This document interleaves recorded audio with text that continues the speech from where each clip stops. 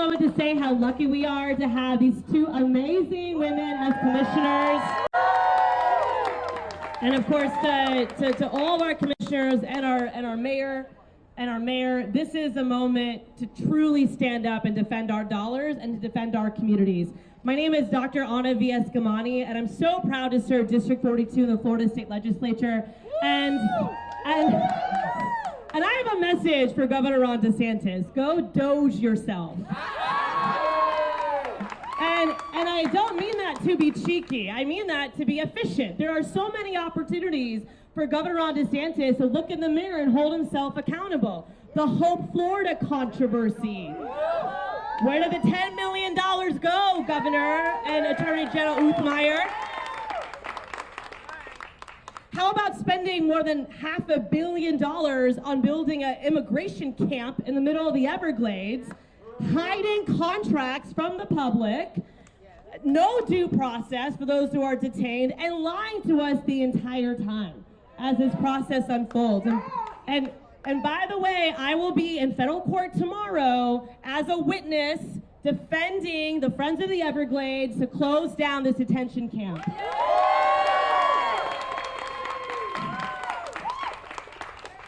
Now, I will be brief because I know we have many speakers and we also have a meeting to get to, but I want to emphasize a few quick points to first of all affirm the reality that here in Orange County, our commissioners are incredibly responsible with our dollars to the point where there are not enough dollars to be invested in the things that we need, which is why many of us have pushed for reform on the tourism development tax. That's why many of us are continuously pushing to change the status quo of how we currently have restricted dollars, because we know where the need is, and yet we don't have the money to invest in it, like transportation and so forth.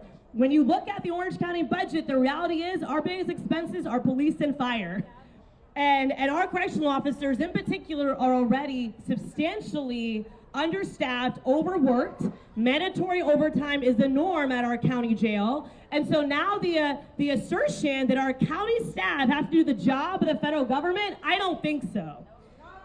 And the federal government isn't even following basic humanitarian laws or guidance. We've seen this vigilante-style immigration enforcement where they are dragging people out of courtrooms, raiding places of work, and I have visited the jail. I've spoken to the detainees who are there on ICE holds. None of them have any criminal background. These are farm workers, construction workers, roofers, plumbers. These are folks who are cleaning your hotel rooms. They're making our community work. And now we're expected under duress to pursue an anti-immigrant agenda that not only scares people and divides our community, but it does not make us more safe. Because law enforcement should be focused on going after actual violent criminals, not hardworking immigrants, not the parents of some of our Hope youth that are here today. These are families that have called Central Florida home and have committed to supporting this great community. Now, Senate Bill 180, another example of state interpretation, bullying Orange County away from defending our dollars. It's so important to remember that even the bill sponsors of this legislation did not expect for there to be this type of backlash from the state of Florida. That was never their intention, and we have to ensure that we hold the line on this point and every point. And then finally, I just want to emphasize an opportunity for Orange County, and that is to file a lawsuit. We need to fight back.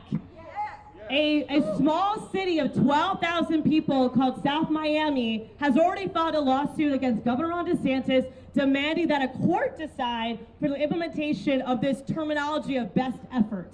This is a small little city in South Florida that has said, we're not going to bend the knee, we are not going to lick those boots, we are going to sue and get clarity. Orange County should absolutely join that lawsuit.